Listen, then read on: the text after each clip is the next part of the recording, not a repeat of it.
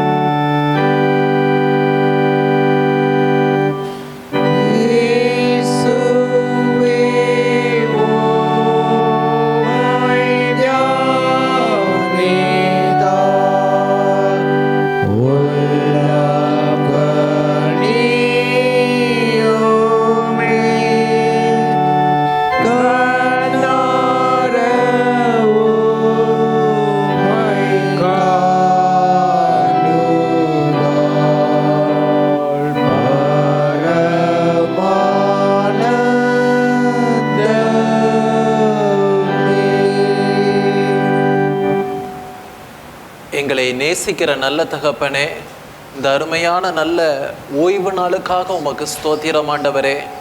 அப்பா, இந்த நல்ல பரிசுத்த ஓய்வு நாளிலும் தேவ பிள்ளைகளாக நாங்கள் ஒன்று கூடி உம்மை ஆராதிக்கும்படியாகவும் தொழுது கொள்ளும்படியாகவும் உம்முடைய வார்த்தையை கேட்கும்படியாகவும் நன்றி செலுத்தும்படியாகவும் காணிக்கைகளை படைத்து ஆண்டவரே உம்முடைய நாமத்தை உயர்த்தும்படியாகவும் இந்த இடத்திலே நாங்கள் கூடி வந்திருக்கிறோம்ப்பா. ஆண்டவரே, வந்திருக்கிற பிள்ளைகளை ஆசீர்வதிங்க.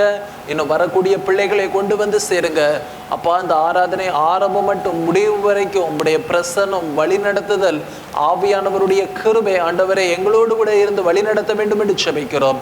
எல்லாவற்றையும் உடைய கரத்திலே தாழ்த்தி தருகிறோம். இயேசுவின் நாமத்தினாலே செபிக்கிறோம் நல்ல பிதாவே, ஆமென். ஆராதனைக்கு ஆரம்பமாகவும் தேவ நாமத்திற்கு மகிமையாக நாம் யாவரும் எழும்பி நின்று பாமாலே முதலாவது பாடல் 1வது பாடலை நாம் சேர்ந்து பாடுவோம். ஆத்துமமே உன் ஆண்டவரின் அந்த பாடலை சேர்ந்து பாடுவோம்.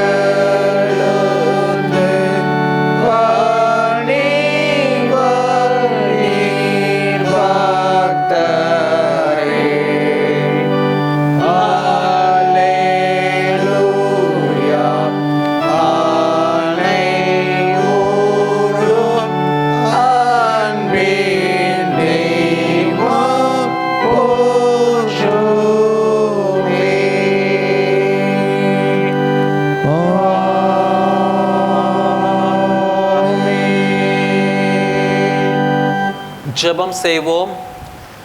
துன்மார்க்கன் தான் செய்த துன்மார்க்கத்தை விட்டு விலகி நியாயத்தையும் நீதியையும் செய்வானேயாகில் அவன் தன் ஆத்துமாவை பிழைக்க பண்ணுவான். என் மீறுதல்களை நான் அறிந்திருக்கிறேன், என் பாவம் எப்பொழுதும் எனக்கு முன்பாக நிற்கிறது. என் பாவங்களை பாராதபடிக்கு நீர் உமது முகத்தை மறைத்து என் அக்கிரமங்களை எல்லாம் நீக்கி அருளும். தேவனுக்கேற்கும் பலிகள் நொறுங்குண்ட ஆவிதான். தேவனே, நொறுங்குண்டதும் நறுங்குண்டதுமான இருதயத்தை நீர் புறக்கணியீர். உங்கள் வஸ்திரங்களை அல்ல, உங்கள் இருதயங்களை கிழித்து உங்கள் தேவனாகிய கர்த்தரிடத்தில் திரும்புங்கள். அவர் இரக்கமும் மன உருக்கமும் நீடிய சாந்தமும் மிகுந்த கிருபையும் உள்ளவர். அவர் தீங்குக்கு மனஸ்தாபப்படுகிறவருமாய் இருக்கிறார். நம்முடைய தேவனாகிய ஆண்டவருக்கு விரோதமாக நாம் கலகம் பண்ணி அவர் நமக்கு முன்பாக வைத்த நியாய பிரமாணங்களின்படி நடக்கத்தக்கதாக நாம் அவருடைய சத்தத்துக்கு செவி கொடாமற் போனோம். ஆனாலும் நம்முடைய தேவனாகிய கர்த்தரிடத்தில் இரக்கங்களும் மன்னிப்புகளும் உண்டு. கர்த்தாவே, என்னை தண்டியும், ஆனாலும் நான் அவமாய் போகாதபடிக்கு உம்முடைய கோபத்தினாலே அல்ல, மட்டாய் தண்டியும். மனம் திரும்புங்கள், பரலோக ராஜ்யம் சமீபித்திருக்கிறது. நான் எழுந்து என் தகப்பனிடத்திற்கு போய், தகப்பனே, பரத்துக்கு விரோதமாகவும் உமக்கு முன்பாகவும் பாவம் செய்தேன். இனிமேல் உம்முடைய குமாரன் என்று சொல்லப்படுவதற்கு நான் பாத்திரன் அல்ல என்பேன். கர்த்தாவே, ஜீவனுள்ள ஒருவனும் உமக்கு முன்பாக நீதிமான் அல்லாததினாலே அடியேனை நியாயம் தீர்க்க பிரவேசியாதையும். நமக்கு பாவமில்லை என்போம், ஆனால் நம்மை நாமே வஞ்சிக்கிறவர்களாய் இருப்போம். சத்தியம் நமக்குள் இராது. நம்முடைய பாவங்களை நாம் அறிக்கையிட்டால் பாவங்களை நமக்கு மன்னித்து எல்லா அநியாயத்தையும் நீக்கி நம்மை சுத்திகரிப்பதற்கு கர்த்தர் உண்மையும் நீதியும் உள்ளவருமாய் இருக்கிறார். பிரியமான சகோதரரே, நம்முடைய பரமபிதாவாகிய சர்வ வல்லமையுள்ள தேவனுடைய அளவில்லாத தயவினாலும் இரக்கத்தினாலும் பாவ மன்னிப்பை பெறுவதற்காக நாம் செய்த பலவிதமான பாவங்களையும் அக்கிரமங்களையும் அவர் சந்நிதியில் மாயமாய் மறைத்து கொள்ளாமல் பணிவும் தாழ்மையும் துக்கமும் கீழ்ப்படிதம் உள்ள இருதயத்தோட அறிக்கையிட வேத வசனம் பற்பல வாக்கியங்களில் நம்மை ஏவுகிறது. நாம் எக்காலத்திலும் தேவனுக்கு முன்பாக நம்முடைய பாவங்களை மனத்தாழ்மையாய் அறிக்கையிட வேண்டுவதும் அன்று அவருடைய திருக்கரங்களினாலே நாம் பெற்றுக்கொண்ட மேன்மையான உபகாரங்களுக்காக சோஸ்திரம் செலுத்தவும் மிகவும் சிறந்த அவருடைய புகழை பிரஸ்தாப பண்ணவும் அவருடைய மகா பரிசுத்த வசனத்தை கேட்கவும் நம்முடைய உடலுக்கும் ஆத்மாவுக்கும் தேவையானவைகளுக்காக வேண்டிக் கொள்ளவும் நாம் கூடி வந்திருக்கிற இந்த நேரத்தில் பாவங்களை அறிக்கையிடுவது நமது விசேஷித்த கடமையாய் இருக்கிறது. ஆகையால் இங்கே இருக்கிற நீங்கள் யாவரும் சுத்த இருதயத்தோடும் தாழ்ந்த சத்தத்தோடும் பரம கிருபாசன தண்டையிலே என்னுடனே கூட சேர்ந்து நான் சொல்லுகிறபடி சொல்ல உங்களை வேண்டிக் கொள்ளுகிறேன். சர்வ வல்லமையும் மிகுந்த இரக்கமும் உள்ள பிதாவே, தப்பிமன்ற ஆளுகளைப் போல நம்முடைய வழியில் விட்டு வழி விளைந்து போனோம். இறுதியில் யோசனைக்கு ஒரு பங்கு மிகவும் இணை நடந்தோ, பரிசுத்த கற்பனை விரோதமாய் குற்றம் செய்தோ, செய்தகு செய்யாமல் செய்தகாதவளை செய்து வந்தோ, எனக்கு சுகமே இல்லை. ஆனாலும் தேவரே, கர்த்தராகிய இயேசு கிறிஸ்து மூலமாய் மதுக்கள் சுபாக்கின்படியே நிர்பாக்கியுள்ள குற்றவாளிகளுக்கு இறங்கும். தப்பினை அறிக்கை எங்களை பொறுமையாயிரும், பாவத்து துக்கப்படுவதை சீர்படுத்தும். மிகவும் இரக்கமுள்ள பிதாவே, பரிசுத்த நாமத்துக்கு மகிமையுண்டாகும்படி நாங்கள் தேவ பக்தியும் நீதியும் சிறந்து கொண்டு வர கர்த்தராகிய இயேசு கிறிஸ்து நிமித்தம் எங்களை கிருபை செய்தலும். ஆமென். சர்வ வல்லமையும் மிகுந்த இரக்கமும் உள்ள ஆண்டவர் மன்னிப்பையும் பாவ நிவிர்த்தியையும் உங்களுக்கு கட்டளையிட்டருளே வாழ்க்கையை சீர்படுத்துவதற்கான காலத்தையும் தமது பரிசுத்த ஆவியானவரின் கிருபையையும் தேற்றுதலையும் உங்களுக்கு தந்தருளுவாராக.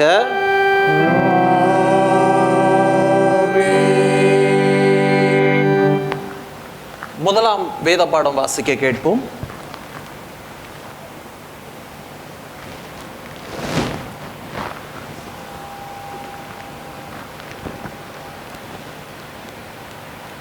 வாசிக்கும்படியாக தெரிந்து கொள்ளப்பட்ட முதலாம் வேத பாடகம் ஆதியாகமம் 11ஆம் அதிகாரம் வசனம் 1-9 வரை. The first reading has been taken from Genesis chapter 11 verses 1-9. ஆதியாகமம் 11ஆம் அதிகாரம் வசனம் 1. பூமி எங்கும் ஒரே பாஷையும் ஒரே விதமான பேச்சும் இருந்தது. ஜனங்கள் கிழக்கிலிருந்து பிரயாணம் பண்ணுகையில் ஸ்னியா தேசத்திலே சமபூமியைக் கண்டு அங்கே கூடி இருந்தார்கள். அப்பொழுது அவர்கள், நாம் செங்கல் அறுத்து அதை நன்றாய் சுடுவோம் வாருங்கள் என்று ஒருவரோடு ஒருவர் பேசிக்கொண்டார்கள். கல்லுக்கு பதிலாக செங்கலும் சாந்துக்கு பதிலாக நிலக்கிலும் அவர்களுக்கு இருந்தது. பின்னும் அவர்கள், நாம் பூமியின் மீதெங்கும் சிதறி போகாதபடிக்கு நமக்கு ஒரு நகரத்தையும் வானத்தை ஆளவும் சிகரமுள்ள ஒரு கோபுரத்தையும் கட்டி நமக்கு பேருண்டாக பண்ணுவோம் வாருங்கள் என்று சொல்லி கொண்டார்கள்.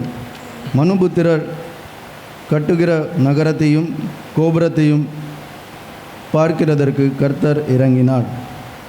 அப்பொழுது கர்த்தர், இதோ ஜனங்கள் ஒரே கூட்டமாய் இருக்கிறார்கள், அவர்கள் அனைவருக்கும் ஒரே பாஷையும் இருக்கிறது, அவர்கள் இதை செய்ய தொடங்கினார்கள், இப்பொழுதும் தாங்கள் செய்ய நினைத்தது ஒன்றும் தடைப்பட மாட்டாது என்று இருக்கிறார்கள். நாம் இறங்கி போய் ஒருவர் பேசுவதை மற்றொருவர் அறியாதபடிக்கு அங்கே அவர்கள் பாஷையை தாறுமாறாக்கவும் என்றார். அப்படியே கர்த்தர் அவர்களை அவ்விடத்திலிருந்து பூமியின் மீது எங்கும் சிதறி போக பண்ணினார். அப்பொழுது நகரம் கட்டுகிறதை விட்டு விட்டார்கள். பூமி எங்கும் வழங்கின பாஷையை கர்த்தர் அவ்விடத்தில் தாறுமாறாக்கினபடியால் அதன் பேர் பாபேல் எண்ணப்பட்டது. கர்த்தர் அவர்களை அவ்விடத்திலிருந்து பூமியின் மீதெங்கும் சிதறி போக பண்ணினார். வாசிக்கும்படியாக தெரிந்து கொள்ளப்பட்ட முதலாம் வேத பகுதி வாசித்தாயிட்டு. தேவனே உமக்கு மகிமை உண்டாதாக. ஆமென். கர்த்தர் உங்களோடு இருப்பாராக. நாம் யாவரும் எழும்பி நின்று 95வது சங்கீதத்தை நாம் பாடலாக பாடுவோம்.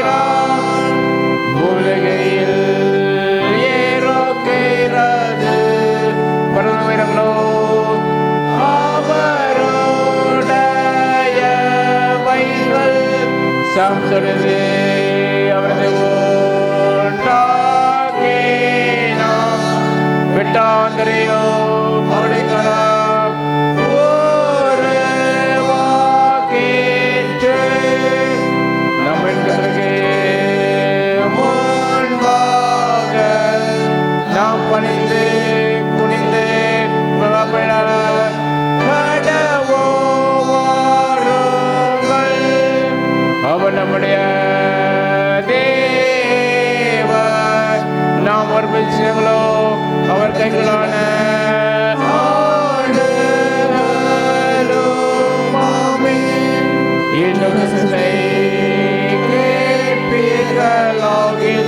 வழங்கப்பட்ட போதும் சொன்னது போல உங்கள்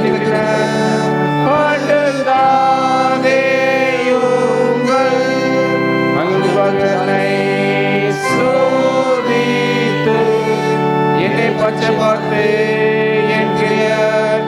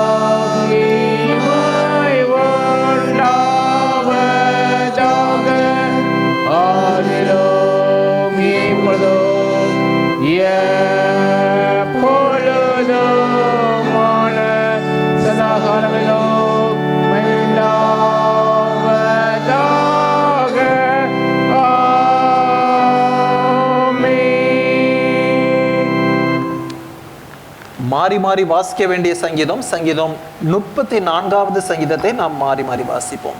சங்கீதம் 34.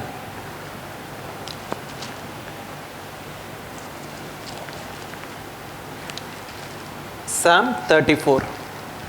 கர்த்தரை நான் எக்காலத்திலும் ஸ்தோத்தரிப்பேன், அவர் துதி எப்போதும் என் வாயில் இருக்கும். கர்த்தருக்குள் என் ஆத்துமா மேன்மை பாராட்டும், சிறைப்பட்டவர்கள் அதை கேட்டு மகிழ்வார்கள். என்னோட கூட கர்த்தரை மகிமைப்படுத்துங்கள், நாம் ஒருமித்து அவர் நாமத்தை உயர்த்துவோமாக. நான் கர்த்தரை தேடினேன், அவர் எனக்கு செவி கொடுத்து என்னுடைய எல்லா பயத்துக்கு மேலே நீங்களாக்கி விட்டார். அவர்கள் அவரை நோக்கி பார்த்து பிரகாசமடைந்தார்கள், அவர்கள் முகங்கள் வெட்கப்படவில்லை. இந்த ஏழை கூப்பிட்டான், கர்த்தர் கேட்டு அவன் இடுக்கங்களுக்கு எல்லாம் எண்ணிக்கலாகி ரட்சித்தார். கர்த்தருடைய தூதன் அவருக்கு பயந்தவர்களை சூழ பாளையம் இறங்கி அவர்களை விடுவிக்கிறார். கர்த்தர் நல்லவர் என்பதை ருசித்து பாருங்கள், அவர் மேல் நம்பிக்கையா இருக்கிற மனுஷன் பாக்கியவான். கர்த்தருடைய பரிசுத்தவான்களே அவருக்கு பயந்திருங்கள், அவருக்கு பயந்தவர்களுக்கு குறைவில்லை. சிங்கக்குட்டிகள் தாழ்ச்சி அடைந்து பட்டினியா இருக்கும், கர்த்தரை தேடியவர்களுக்கு ஒரு நன்மையும் குறைபடாது. பிள்ளைகளே, வந்து எனக்கு செவி கொடுங்கள், கர்த்தருக்கு பயப்படுதலை உங்களுக்கு போதிப்பேன். நன்மை காணும்படி ஜீவனை விரும்பி நீடித்த நாட்களை அபேட்சிக்கிற மனுஷன் யார்? உன் நாவை பொல்லாப்புக்கும் உன் உதடுகளை கபட்டு வசனிப்புக்கும் விலக்கி காத்துக்கொள். தீமையை விட்டு விலகி நன்மை செய், சமாதானத்தை தேடி அதை தொடர்ந்து கொள்.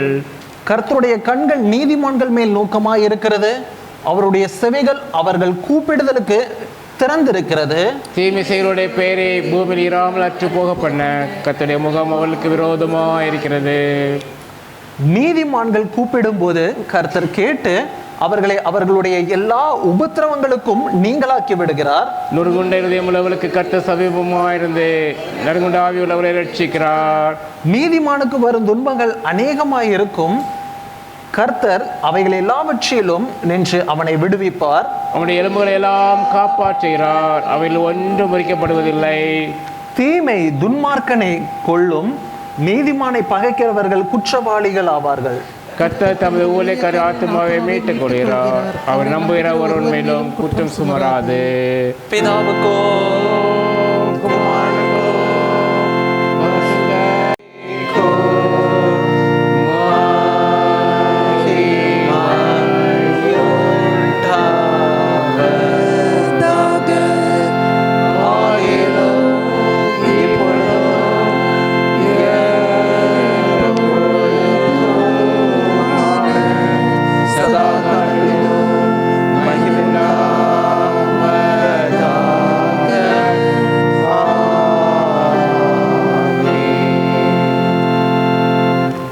நாம் நின்றவர் அப்போஸ்தலருடைய விசுவாச பிரமாணத்தை சொல்வோம். வானத்தையும் பூமியையும் படைத்த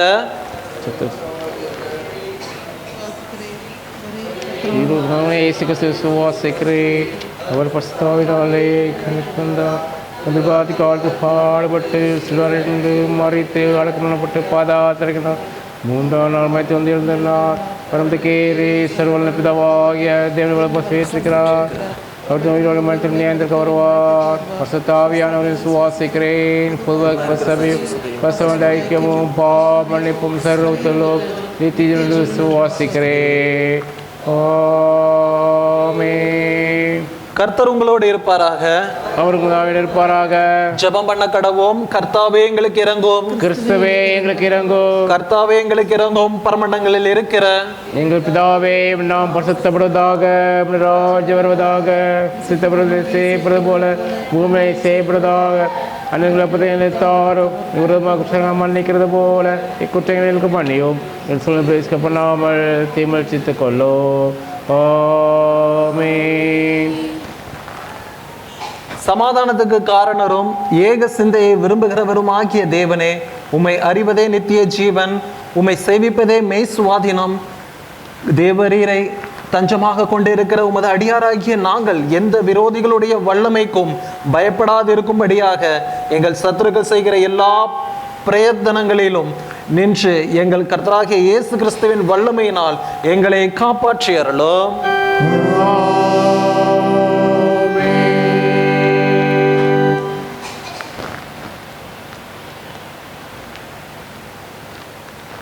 திருத்துவ திருநாளுக்கு பின் வரும் 21ஆம் ஞாயிறின் சுருக்க ஜெபம். இரக்கமுள்ள ஆண்டவரே, உம்மிடத்தில் விசுவாசமாய் இருக்கிற ஜனமாகிய நாங்கள் சகல பாவங்களும் சுத்திகரிக்கப்படுவதற்கும் அமைதலான மனதோடே உமக்கு ஊழியம் செய்வதற்கும் எங்களுக்கு பாவ மன்னிப்பையும் சமாதானத்தையும் அருளி செய்ய வேண்டும் என்று எங்கள் கர்த்தராகிய இயேசு கிறிஸ்துவின் மூலமாய் வேண்டிக் கொள்கிறோம்.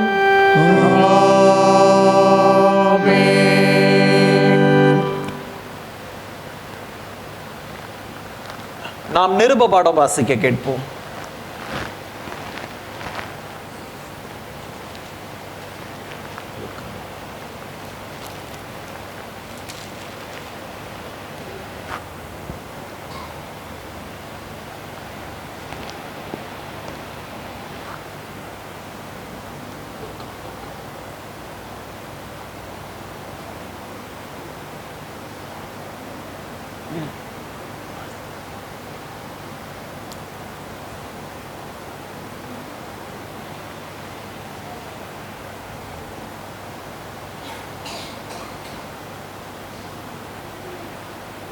ரோமர் 12ஆம் அதிகாரம் வசனங்கள் 3-8 முடிய.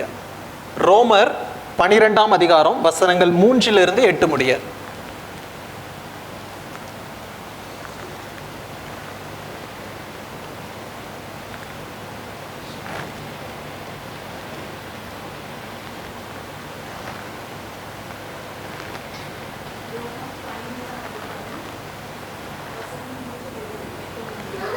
அல்லாமலும் எனக்கு அருளப்பட்ட கிருபையினாலே நான் சொல்லுகிறதாவது, உங்களில் எவனானாலும் தன்னை குறித்து எண்ண வேண்டியதற்கு மிஞ்சி எண்ணாமல் அவனவனுக்கு தேவன் பகிர்ந்த விசுவாச அளவின்படியே தெளிந்த எண்ணமுள்ளவனாய் எண்ண வேண்டும். ஏனெனில் நமக்கு ஒரே சரீரத்தில் அநேக அவயவங்கள் இருந்தும் எல்லா அவயவங்களுக்கும் ஒரே தொழில் இராதது போல அநேகராகிய நாமும் கிறிஸ்துவுக்குள் ஒரே சரீரமாயிருக்க ஒருவருக்கொருவர் அவயவங்களாயிருக்கிறோம். நமக்கு அருளப்பட்ட கிருபையின்படியே நாம் வெவ்வேறான வரங்களுள்ளவர்களானபடியினாலே நம்மில் தீர்க்க தரிசனம் சொல்லுகிற வரத்தையுடையவன் விசுவாச பிரமாணத்துக்கேற்றதாக சொல்ல கடவன். ஊழியம் செய்கிறவன் ஊழியத்திலும், போதிக்கிறவன் போதிக்கிறதிலும், புத்தி சொல்லுகிறவன் புத்தி சொல்லுகிறதிலும் தரித்திருக்க கடவன். பகிர்ந்து கொடுக்கிறவன் வஞ்சனை இல்லாமல் கொடுக்க கடவன். முதலாளியானவன் ஜாக்கிரதையாயிருக்க கடவன். இரக்கம் செய்கிறவன் உற்சாகத்துடனே செய்ய கடவன். உங்கள் அன்பு மாயமற்றதாய் வாசிக்கும்படியாக தெரிந்து கொள்ளப்பட்ட நிருபபாடம் வாசித்தாயிற்று. ஆமென். இப்போது அறிவிப்புகள். Memory verse by children. லூக்கா 18ஆம் அதிகாரம் 14ஆம் வசனம். True humility.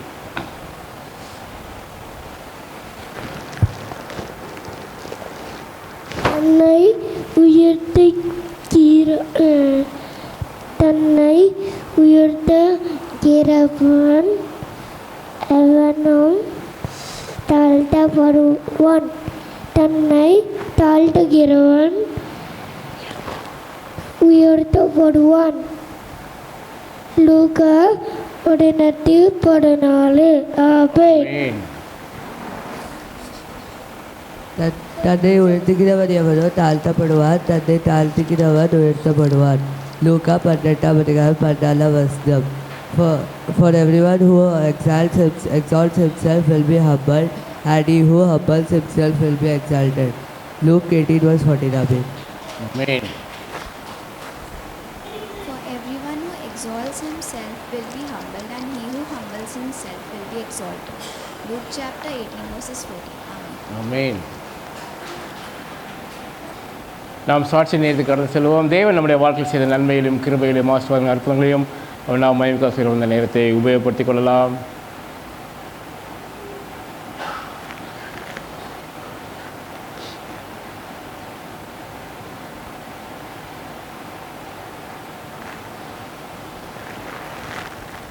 ஏசப்பாக்கு சோஸ்திரம். என்னையும் கூட ஒரு சிறு சாட்சியாக நிறுத்தினதுக்கு ஏசப்பாக்கு நான் கோடான கோடி நன்றி சொல்லுறேன்.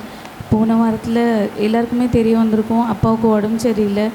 யாருக்குனவே அவங்களுக்கு ஆப்ரேஷன் 5 years பிஃபோர் பண்ணியிருந்தாங்க.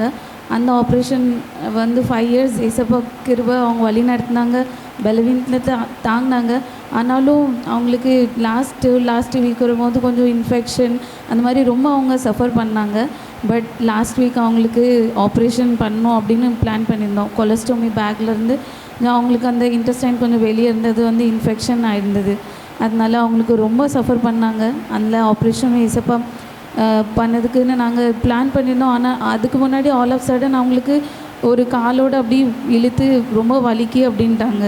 அப்போது அது டயக்னோஸ் பண்ணும்போது ஒரு நரம்பு வந்து 2 எலும்புக்கு நடுவில் அமுங்கி போயிருக்கு அப்படின்னு சொன்னாங்க. அதனால் அதுவும் சர்ஜரி பண்ணும் இதுவும் சர்ஜரி பண்ணும் அப்படின்னு ரொம்ப ஒரு கிரிட்டிக்கலான சுச்சுவேஷனில் தான் இருந்து. ஆனாலும் ஏசப்பா வந்து கிருபையாக இறங்கினாங்க. அவங்களுக்கு அந்த மெடிசின்லேயே அந்த நர்வுக்கு கொஞ்சம் ப்ராப்ளம் இருந்தால் அது சரி பண்ண ஏசப்பா உதவி செஞ்சாங்க. வெறும் அந்த இன்டெஸ்டைனுக்கு மட்டும்தான் அந்த கட் பண்ண எக்ஸஸாக இருந்தது கட் பண்ணி அந்த இன்ஃபெக்ஷன் எவ்வளோ இருந்ததோ அதை மட்டும் கட் பண்ணி அதையும் ஏசப்பா அந்த ஆப்ரேஷனை சக்ஸஸ்ஃபுல்லாக பண்ணி தந்தாங்க. அதுக்காக ரிப்போர்ட் எடுக்கும் போதுமே பயந்துட்டு தான் இருந்தாங்க. ஏன்னா இது எதுவும் ஸ்ப்ரெட் ஆகிருக்குமோ இல்லை இந்த இன்ஃபெக்ஷனால் எதுவும் ப்ராப்ளம் இருக்குமோ அப்படின்னு ரொம்ப பயம் இருந்தது. ஆனாலும் ஏசப்பா அது எல்லா ரிப்போர்ட்ஸுமே எல்லாமே நார்மல். பிளட்டு அவங்களுக்கு எல்லாமே கொலஸ்ட்ரால் எல்லாமே நார்மலாக இருக்க வேறு அந்த ஆப்ரேஷனும் சக்ஸஸ்ஃபுல்லாக நடக்க ஏசப்பா கிருபை செஞ்சாங்க. அதுக்காக ஏசப்பாவுக்கு கொடனுக்கொடி நன்றி. இன்னும் ஹாஸ்பிட்டலில் தான் இருக்காங்க. இப்போ அந்த சாலிட் ஃபுட்ஸ் இந்த மாதிரிலாம் எல்லாம் கொடுத்து கொஞ்சம் அதெல்லாம் நல்லா செக் பண்ணதுக்கு அப்புறம் தான் அவங்க டிஸ்சார்ஜ் பண்ணுவாங்க. ஸோ அதுக்காகவும் ஏசப்பா அற்புதம் செஞ்சாங்க. இன்னும் அவங்க பலவீனத்தில் பலன் பூரணமாக விளங்கணும். அதுக்காக எல்லோரும் ப்ரேயர் பண்ணிக்கோங்க. இன்னும் கூட என்னுடைய ப்ரெக்னென்சியும் செகண்ட் ப்ரெக்னென்சி ஏசப்பா ஆசீர்வச்சு தந்தாங்க. நான் நினச்சி கூட பார்க்கல. ஏன்னா ஒர்க் பண்ணணுன்னா ரொம்ப டிஃபிகல்ட்டாக இருந்தது. ஆனாலும் ஏசப்பா எனக்கு பலன் தந்தாங்க.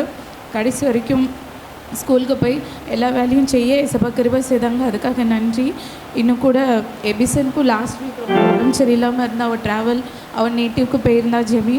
அவளுக்கும் சளி அந்த மாதிரி அவனையும் அட்மிட் பண்ணி ரொம்ப அவளும் கஷ்டப்பட்டுருந்தா. அப்போ அவளுக்காகவும் நாங்கள் ப்ரேயர் பண்ணிகிட்டு இருந்தோம்.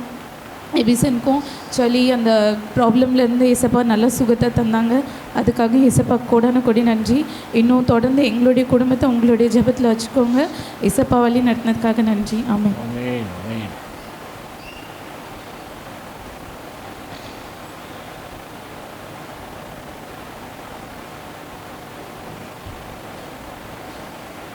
கேட்ட சாட்சிக்காக நம்ம ஐயா அவர்கள் ஜெபிப்பார்கள். நாம் செபிப்போம். நல்ல தகப்பனே, இந்த நல்ல ஓய்வு நாளுக்காக உமக்கு ஸ்தோத்திரம் ஆண்டவரே. இப்பொழுதும் ஆண்டவரே சாட்சிகளாக அப்பா எங்களை ஏற்படுத்தி அப்பா உம்முடைய நாமத்தை உயர்த்த பிரஸ்தாவப்படுத்த கிருபை தந்தபடியினால் நன்றிப்பா. ஆண்டவரே, நீங்கள் எங்களை நல்ல சுகம் பலன் ஜீவனோடு வழிநடத்தி கொண்டு வருவதே ஒரு பெரிய சாட்சி ஆண்டவரே. அதே உம்முடைய சுத்த கிருபை அப்பா. நாங்கள் நிர்மூலமாகாமல் இருப்பது உம்முடைய கிருபை அல்லவா ஆண்டவரே. அதற்காக உமக்கு நன்றி ஆண்டவரே. நீங்கள் எங்கள் வாழ்க்கையிலே செய்த அதிசயங்கள் நன்மைகளுக்காக ஸ்தோத்திரம்ப்பா ஆண்டவரே. இன்னும் அண்ணனுடைய சுகத்துக்காக ஜெபிக்கிறோம். ஒரு பரிபூரண சுகம் உண்டாகட்டும் ஆண்டவருடைய தழும்புள்ள கரம் தொட்டு அப்பா மகனை சுகப்படுத்தி விடுதலையாக்கட்டும் சுவாமி. ஆண்டவரே, இன்னும் தகப்பனே நல்ல ஒரு பிரசவ காலத்தை அப்பா மகளுக்கு ஏற்படுத்துங்க அப்பா. தாயும் சேயுமாக நாங்கள் கண்டடைய அப்பா உம்மை தொழுது கொள்ள உமக்கு நன்றி செலுத்த கிருபை தாங்க. இன்னும் அநேக சாட்சிகளை எழுப்பி எங்கள் திருச்சபையை சாட்சி உள்ள திருச்சபையாக மாற்றுங்க. எல்லாவற்றையும் உடைய கரத்திலே தாழ்த்தி தருகிறோம். இயேசுவின் நாமத்தினாலே ஜெபிக்கிறோம் நல்ல பிதாவே. ஆமென். ஆமென்.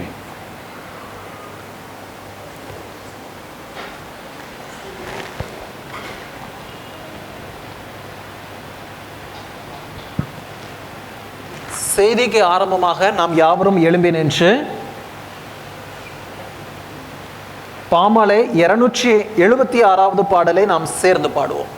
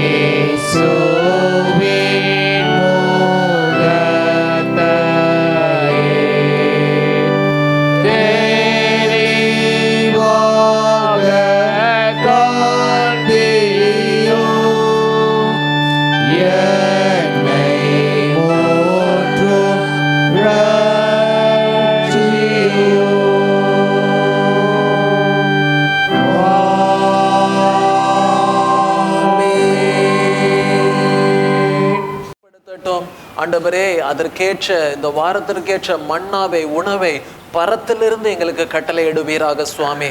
அப்பா, அதை உட்கொண்டு ஆவிக்குரிய வாழ்க்கையிலே நாங்கள் இன்னும் வளர்ந்து பெருகத்தக்கதான கிருபையை தருவீராக. அப்பா, நீர் பேசுவீராக. என்னை தாழ்த்தி அர்ப்பணிக்கிறேன். இயேசுவின் நாமத்தினாலே ஜெபிக்கிறோம் நல்ல பிதாவே. ஆமென். ஆமென். ஆமென். கொஞ்சம் வால்யூமை கொஞ்சம் கூட்ட முடியுமா?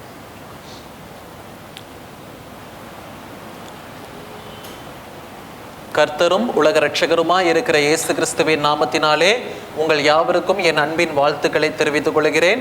இந்த அருமையான வேளையிலும் உங்கள் மத்தியில் நின்று கர்த்தருடைய வார்த்தையை அறிவிப்பது எனக்கு ரொம்ப சந்தோஷம்.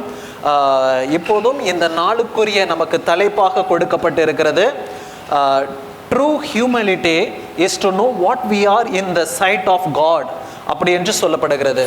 அதாவது தேவனுடைய பார்வையில் நாம் என்னவாக இருக்கிறோம் என்பதை அறிவதே உண்மையான மனத்தாழ்மை.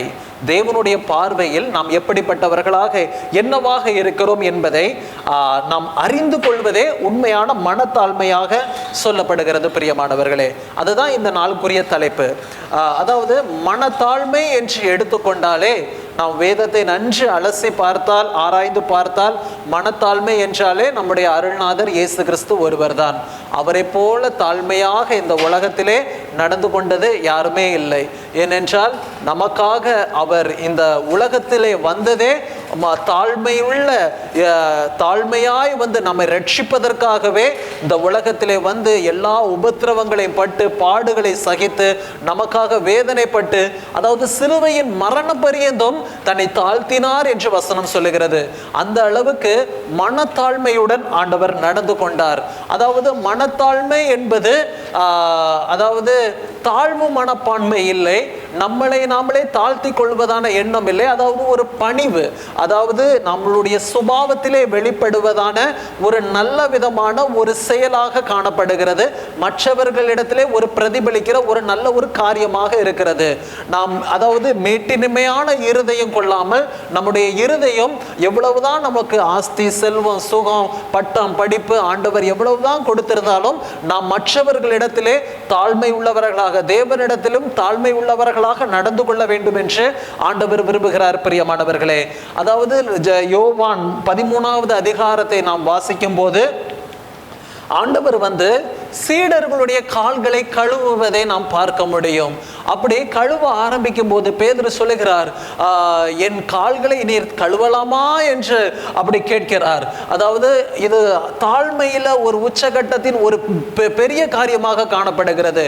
உலகத்தின் இரட்சகர் இயேசு கிறிஸ்து அவர் அதாவது மனுவுரு கொண்டு வந்து ஒரு மனிதனுடைய பாதத்தை தொட்டு கழுவுவது என்பது ஒரு சாதாரண காரியம் அல்ல. இது அதாவது உலக இரட்சகர் வந்து ஒரு மனிதனுடைய பாதத்தை தொடுவது சாதாரண காரியமே அல்ல. அந்த அளவுக்கு தன்னை தாழ்த்தி அர்ப்பணித்தார். பிரியமானவர்களே, அவருடைய தாழ்மை மிகவும் பெரியது. நானே, அதாவது போதகராக இருக்கிற நானே இவ்வளவு தாழ்மை உள்ளவராக இருக்கிறேன் என்றால் நீங்க எவ்வளவு தாழ்மை உள்ளவர்களாக இருக்கணும் அப்படி என்று ஆண்டவர் அந்த இடத்திலே சொல்லுகிறார். அந்த அளவுக்கு மனத்தாழ்மையுடன் ஆண்டவர் அருள்நாதர் இயேசு கிறிஸ்து காணப்பட்டார். அதே தாழ்மை குணம் இன்று நம்முடைய வாழ்க்கையிலும் காணப்பட வேண்டும் என்று நம்முடைய ஆண்டவர் விரும்புகிறார். பிரியமானவர்களே, இன்றைய நாளிலும் நம் அதாவது எடுத்துக்கொள்ளப்பட்ட அதாவது நம்மளுடைய வேதாகமத்திலே, அதாவது நமக்கு கொடுக்கப்பட்ட தலைப்பிலே இருந்து, நமக்கு எடுத்துக்கொள்ளப்பட்ட பாடத்திலே இருந்து பார்த்தோமானால், ஆதியாகமம் 11வது அதிகாரம் 1ஆம் வசனத்திலிருந்து 9ஆம் வசனம் வரை நமக்கு கொடுக்கப்பட்டு இருக்கிறது பழைய ஏற்பாட்டு பகுதியிலே. அதாவது இந்த இடத்திலே மண் என்று அறிவதே உண்மையான மனத்தாழ்மை. அதாவது நாம் மண் என்று அறிவதே, இந்த இடத்துக்கு இப்படி ஒரு தலைப்பு கொடுக்கலாம், நாம் மண் என்று, மனிதன் வந்து ஒரு மண் என்று அறிவதே உண்மையான மனத்தாழ்மையாக காணப்படுகிறது. ஏனென்றால் ஆதியாகமம் 2ஆம் அதிகாரம் 7ஆம் வசனத்தில் ஆண்டவர் மண்ணினாலே உருவாக்கிய ஜீவ சுவாசத்தை கொடுத்தார். ஆனால் அந்த மனிதனோ 11வது அதிகாரத்துக்கு வரும்போது பாபேல் என்கிற ஒரு பெரிய கோபுரத்தை உண்டாக்கி வானபரியந்தும் நான் எட்ட போகிறேன் என்று சொல்லி தன்னை தானே பெருமைப்படுத்தி கொண்டான், தனக்கு பேர் உண்டாகும்படி செய்தான். பிரியமானவர்களே, இதை அவன் எப்படி யார் செய்தார் என்று கேள்விப்பட்டால், அதாவது இது தேவனுக்கு விரோதமான ஒரு பெருமையாக காணப்படுகிறது. அதாவது இதை நன்று நாம் பார்த்தால் ஆதியாகமம் 11ஆம் அதிகாரத்துக்கு முன்கூட்டி நாம் பார்த்தோமானால் அதாவது அந்த ஃப்ளட், அந்த நோவாவின் காலத்திலே அந்த ஜலப்பிரளயம் வருகிறது. வந்த உடனே எல்லாரையும் வாரிக்கொள்ள போகிறதாக இருக்கிறது. ஒருவரும் இந்த உலகத்திலே இல்லை நோவா குடும்பத்தை தவிர. ஆனால் நோவாவின் 3 குமாரர் சேம், காம், யாபேத் அவர்களுடைய சந்ததிகள் தான் காணப்படுகிறது. அந்த சந்ததியிலே வந்த, அதாவது நோவாவின் குமாரன் காம், அவனுடைய குமாரன் கூஷ், அவனுடைய குமாரன் நிம்ரோத், அவன் பெரிய பராக்கிரமசாலியாக காணப்படுகிறான். அதாவது நீங்க ஆதியாகமம் 10ஆம் அதிகாரம் 6ஆம் வசனத்திலிருந்து அப்படியே 10ஆம் வசனம் வரை அப்படியே வாசித்து கொண்டு பார்த்தால் அவன் நிம்ரோத் ஒரு பெரிய பராக்கிரமசாலியாக காணப்படுகிறான். அவன் சினையார் தேசத்துல பாபேல் என்கிற அந்த இடத்துல ராஜ்யத்திற்கு அதிஸ்தானங்களாக அவன் இருந்தான். ஆண்ட ராஜ்யங்களாக காணப்படுகிறது. பிரியமானவர்களே, அதே போல அந்த நிம்ரோத் இந்த இடத்திலே அதாவது பாபேல் என்கிற கோபுரத்தை கட்ட வேண்டும் என்று தீர்மானித்து செயல்படுவது எல்லாம் இந்த நிம்ரோத்தாக காணப்படுகிறான். இந்த காலகட்டத்திலே நிம்ரோத்தை அவர்கள், அதாவது மக்கள் நிம்ரோத்தை வணங்குகிறவர்களாகவும் காணப்பட்டார்கள். அந்த அளவுக்கு அவனுக்கு ஒரு மேட்டிமையான சிந்தை காணப்பட்டது. அவன் தன்னை தேவனுக்கு முன்பாக உயர்த்தி, அதாவது வெள்ளம் ஜனங்களை வாரிக்கொண்டு போய்விட்டது நோவாவின் காலத்திலே. இனிமேல் அப்படிப்பட்ட ஒரு வெள்ளம் ஏற்படக்கூடாது, ஏற்பட்டாலும் தப்பித்துக் கொள்ள வேண்டும் என்று சொல்லி ஒரு பெரிய கோபுரத்தை கட்டினோமானால், அந்த கோபுரத்திலே, அதாவது அவ்வளவு பெரிய கோபுரம் கட்டும் போது எவ்வளவு பெரிய வெள்ளம், மழை பெஞ்சு புயல் பெஞ்சு அடிச்சாலும் நம்ம அந்த கோபுரத்துல ஏறி தப்பித்துக் கொள்ளலாம் அப்படிங்கிற ஒரு எண்ணம் அவர்களுக்கு உண்டாகி அதை கெட்ட வேண்டும் என்று தீர்மானித்தார்கள்.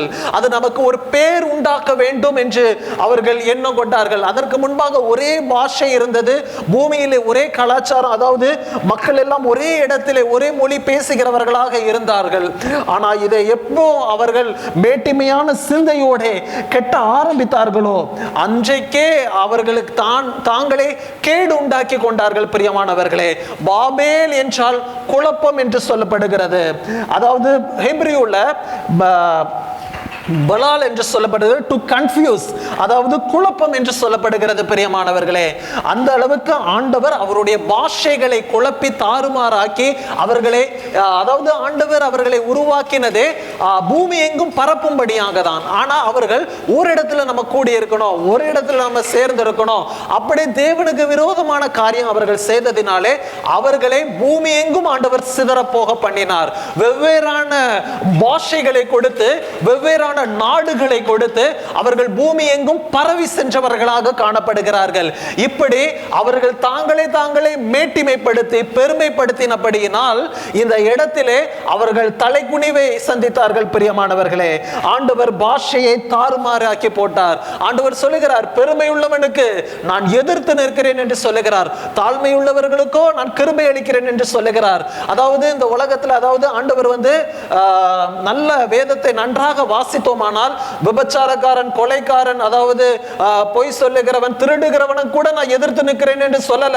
ஆனால் பெருமை உள்ளவர்களுக்கு நான் எதிர்த்து நிற்கிறேன் என்று சொல்லுகிறார். அதாவது பெருமை அதைவிட பெரிய பாவமா? பெருமை அதைவிட பெரிய பாவம் தான். ஏனென்றால் லூசிபர் விழுந்ததே அந்த பெருமையினால தான் காணப்படுகிறது. ஆகவே நாம் தேவனுக்கு முன்பாக உயர வேண்டும். நாம் அதாவது பெருமை உள்ள சிந்தையாக காணப்படுவோம் என்றால் தேவன் நமக்கு எதிர்த்து நின்று நம்மை சிதற போக பண்ணக்கூடும். பிரியமானவர்களே, ஆகவே நாம் ஜாக்கிரதை உள்ளவர்களாக இருக்க வேண்டும். நம்முடைய இருதயத்திலே எப்பொழுதும் தாழ்மை உள்ள சிந்தையாக ஆண்டவரிடத்தில் எப்பொழுதும் நடந்து கொள்ள வேண்டும் என்று ஆண்டவர் விரும்புகிறார். பிரியமானவர்களே, இப்படிப்பட்ட தாழ்மையுள்ள எண்ணத்தை எனக்கு தாங்கப்பா என்று கேளுங்க. ஆண்டவரே, எல்லாரும் குறைவுள்ள பாண்டம் தான். ஒருவேளை நம்மிடத்தில் சில பெருமை, மேட்டிமை, ஏன்ட்ட இல்லாத பணமா, சொத்தா, ஏன்ட்ட இல்லாத வசதியா, ஏன்ட்ட இல்லாத புகழா, ஏன்ட்ட இல்லாத படிப்பா, ஏன்ட்ட இல்லாத எல்லாமா, திறமைகளா, தாளந்துகளா அப்படி என்று சொல்லி சில பெருமைகள் வந்துவிடலாம். பிசாசானவன் சில பெருமைகளை விதைக்கலாம். ஆனால் நான் எந்த ஒரு பெருமைக்கும் இடம் கொடுக்க மாட்டேன். ஆண்டவரே, என்னை மன்னியும். ஆண்டவரே, என்னை தாழ்த்து எனக்கு கிருபை தாரும். உம்முடைய சமூகத்துக்கு முன்பாகவும் மனிதர்களுக்கு முன்பாகவும் நான் பணிவோடும் தாழ்மையோடு நடந்து கொள்ள வேண்டும் அப்பா அப்படி என்று சொல்லி நீங்கள் கேட்கும் போது ஆண்டவர் அந்த கிருபையை அளித்து உங்களை மனத்தாழ்மை உள்ளவர்களாக மாற்றி வழிநடத்த அவர் வல்லவராக இருக்கிறார். பிரியமானவர்களே, இரண்டாவதாக நாம் பார்த்தோமானால் லூக்கா 18 அதிகாரம் வசனங்கள் 9-14 சுவிசேஷ நூல்களிலே இது சொல்லப்படுகிறது. அதாவது பாவி என்று அறிவதே உண்மையான மனத்தால் தேவனுடைய பார்வைக்கு முன்பாக, அவருடைய சமூகத்து முன்பாக நாம் பாவி என்று அறிவதே ஒரு உண்மையான மனத்தாழ்மை என்று இந்த இடத்துல ஒரு தலைப்பு கொடுக்கலாம். அதாவது நாம் பாவி என்று அறிவதே ஒரு உண்மையான மனத்தாழ்மை. அதாவது இது எல்லாருக்கும் தெரிஞ்ச கதை தான். அதாவது தன்னை எண்ண வேண்டியதற்கு மிஞ்சி, அதாவது மனிதர்களுக்கு முன்பாக இது ஒரு பெருமையாக காணப்படுகிறது. அந்த வசனத்தை வாசிப்போமானால் இந்த இடத்திலே பரிசேயனும் ஆயக்காரனும் வருகிறார்கள். அதாவது வசனம் எப்படியாக சொல்ல, தங்களை நீதிமான்கள் என்று நம்பி அஞ்சியும் தங்களை, அதாவது 18 அதிகாரம் 9 வசனம் லூக்கா, அஞ்சியும் தங்களை நீதிமான்கள் என்று நம்பி மற்றவர்களை அற்பமா எண்ணின சிலரை குறித்து அவர் ஒரு உவமையை சொன்னார் என்று வசனம் சொல்லுகிறார். அதாவது ஆண்டவர் ஒரு உவமையாக இது சொல்லுகிறார். ஜெப ஆலயத்தில் ஒரு 2 மனிதர்கள் ஜெபிக்க போகிறார்கள். ஒன்று பரிசேயன், இன்னொன்று ஆயக்காரனாக இருக்கிறான்.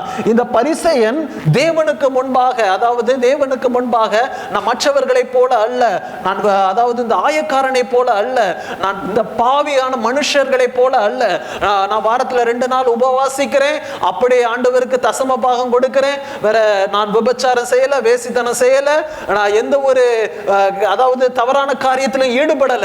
இந்த ஆயக்காரனை போல இல்ல, ஒரு கம்பாரிசன், அதாவது ஒப்பிட்டு ஜெபம் பண்ணுகிறான். மற்றவர்களை ஒப்பிட்டு நான் அவனை போல இல்லை, இவனை போல இல்லை என்று மற்றவர்களை ஒப்பிட்டு ஜெபம் பண்ணி தன்னை உயர்த்தி காண்பிக்கிறவனாக இருக்கிறான். தன்னை தானே இந்த இடத்திலே ஜெபத்திலே அவன் உயர்த்துகிறான். தன்னை நீதிமானாக ஜெபத்திலே இந்த இடத்திலே விளங்க பண்ணுகிறான். இப்படிப்பட்ட ஜெபம் தேவனுக்கு அருவருப்பானது. ஆனால் அந்த பரிசேயன் ஜெபம் பண்ணும் போதோ, ஆண்டவரே நான் பாவியான மனுஷன், ஆண்டவரே நான் பாவியான மனுஷன், ஆகவே எனக்கு இரக்கம் பாராட்டும் என்று சொல்லும் போது ஆண்டவர் அவனுக்கு கிருபை அளித்தார். பிரியமானவர்களே, அப்படி நம்முடைய ஜெபமும் மாற வேண்டும்.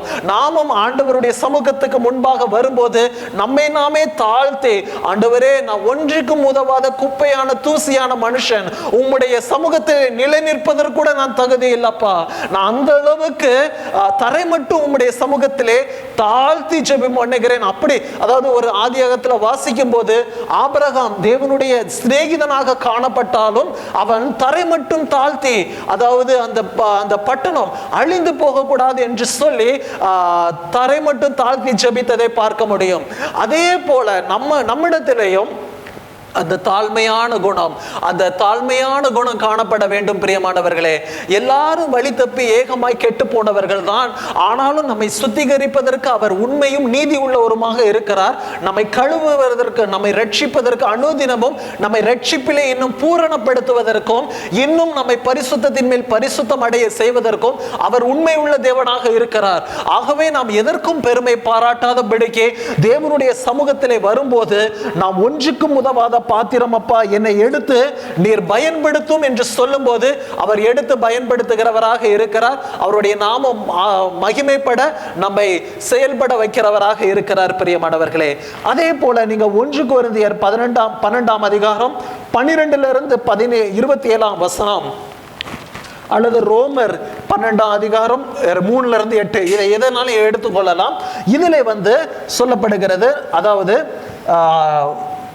நாம் கிறிஸ்துவின் சரீரம் அவையும் என்கிற என்று அறிவதே ஒரு உண்மையான மனத்தாழ்மையாக இருக்கிறது. ஆண்டவருடைய சரீரம் அவயவங்கள் என்று சொல்லும் போது அதுதான் ஒரு உண்மையான தாழ்மை. அதாவது இதுல என்ன சொல்லப்பட்டிருக்கிறது என்றால், ஆண்டவர் அதாவது கிறிஸ்து சரீரமாக, சபைக்கு சரீரமாக இருக்கிறார், அதற்கு அவயவங்களாக நாம் இருக்கிறோம் என்று சொல்லப்படுகிறது. இந்த 1 கொரிந்தியர் 12 அதிகாரத்தை நீங்க நன்றாக வாசிக்கும் போது இது ஆவிக்குரிய தாழ்மை தேவை இந்த இடத்துல. அதாவது நீங்க 1ல இருந்து அப்படியே லைனா அந்த 11ஆம் வசனத்தை வர வாசிக்கும் போது 9 வரங்களை குறித்து ஆவியானவர் ஒருவரே, ஆனா 9 வரங்களை ஆண்டவர் பகிர்ந்து கொடுக்கிறவராக இருக்கிறார். அவனவனுக்கு என்னென்ன வரம் தேவை என்பதை ஆண்டவர் பகிர்ந்து அளிக்கிறவராக இருக்கிறார். அதை விவரமாய் சொல்லுகிறவராக இருக்கிறார். ஒருவனுக்கு குணமாக்குகிற வரம், அற்புதங்களை செய்யும் சக்தி, இன்னும் ஒருவனுக்கு பற்பல பாஷைகளை பேசுகிறது, இன்னும் பாஷைகளை வியாக்கியானம் பண்ணுவது, இன்னும் விசுவாசம், இப்படிப்பட்ட பலவிதமான வரங்களை குறித்து ஆண்டவர் சொல்லி, இன்னும் அதுல அதாவது இப்படிப்பட்ட வரங்கள் வரும்போது ஒரு ஆவிக்குரிய பெருமை வந்து விடக்கூடாது. அதாவது நீங்கள் எல்லாரும் கிறிஸ்துவாகிய சரீரத்திலே அவயவங்களாக இருக்கிறீர்கள்.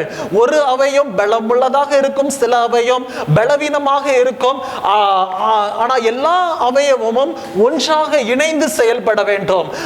சபையாகிய நான் இருக்கிறேன், அதாவது நாம் எல்லாரும் ஆண்டவர் சேவை செய்கிறவர்களாக இருக்கிறோம். அவருக்கு அவயவங்களாக காணப்படுகிறோம். இதுல நான் பெரியவன் நீ பெரியவன் அப்படிங்கிற ஒரு இது வந்து விடக்கூடாது. அதாவது என்னுடைய கை வந்து அதுல சொல்லப்படுகிறது, விவரமாய் சொல்லப்படுகிறது.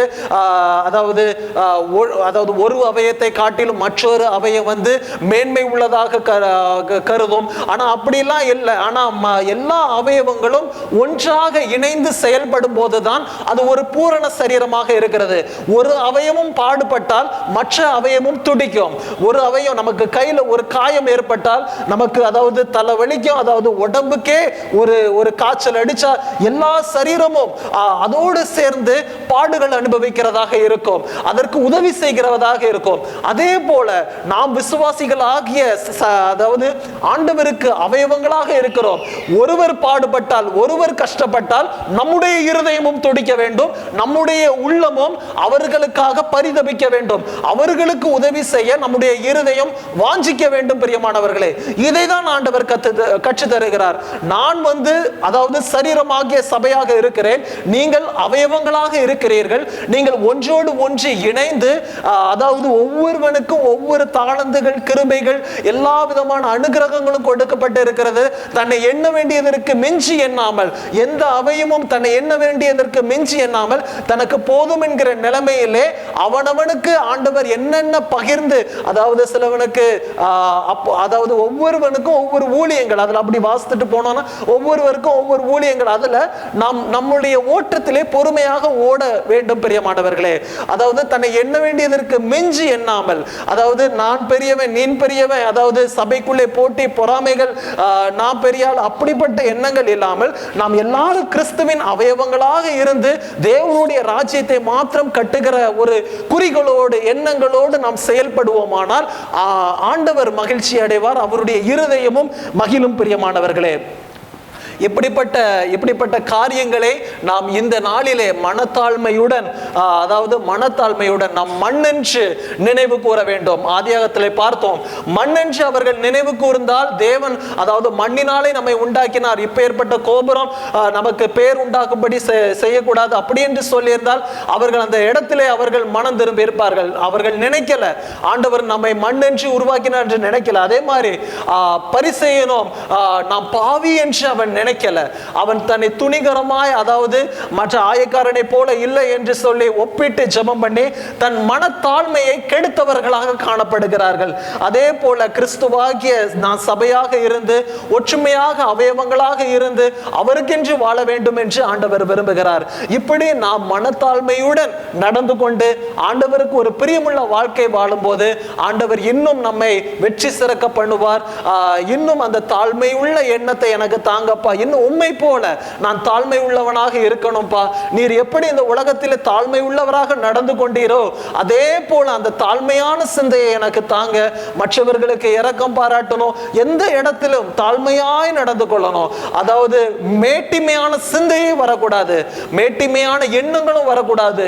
தாழ்மை உள்ள சிந்தை சுபாவம், அப்படிப்பட்ட சுபாவத்தை எனக்கு தந்து என்னை பலப்படுத்தி என் குடும்பத்தை ஆசீர்வதித்து பலப்படுத்துங்கப்பா என்று சொல்லும்போது அவர் ஆசீர்வதிக்கிற நல்ல தகப்பன்.